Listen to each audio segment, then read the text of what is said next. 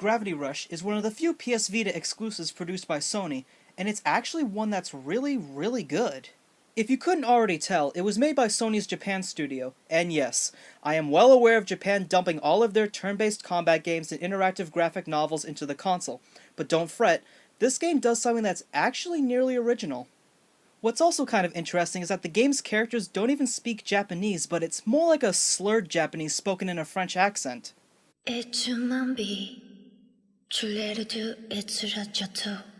You play as a cute blonde girl named Kat, who has no memory of who she is or where she came from, and is met by a magic cat she calls Dusty, who teaches her how to manipulate gravity. Did I mention this game was Japanese? So Kat and Dusty become the heroes of Hexville, and defend the people from a race of odd-looking jelly creatures called the Nevi, or Nevi, depending on how it's supposed to be pronounced.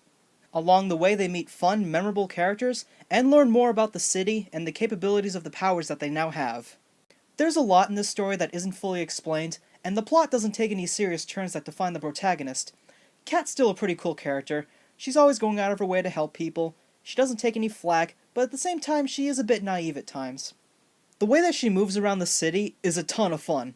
How the gravity shifting works is that Kat can float in midair, and you can point her in a direction with either the right analog stick or by tilting the Vita.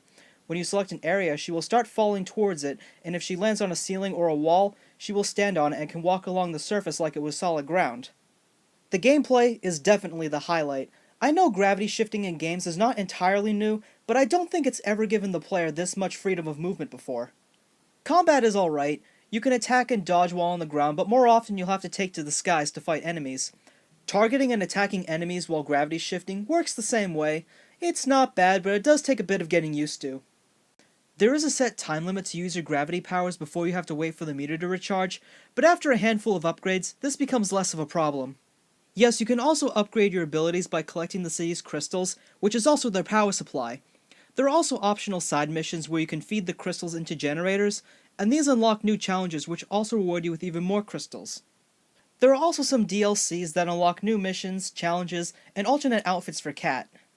The graphics all have this really nice anime cel-shaded quality to them, and it looks fairly good, and it definitely enhances the comic book style the developers aimed for.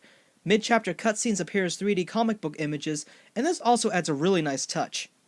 However, I don't think it's a game for everyone, but if you're looking for something fun to play on the Vita with innovative gameplay and enjoyable creativity, then I'd say it's definitely a must-have.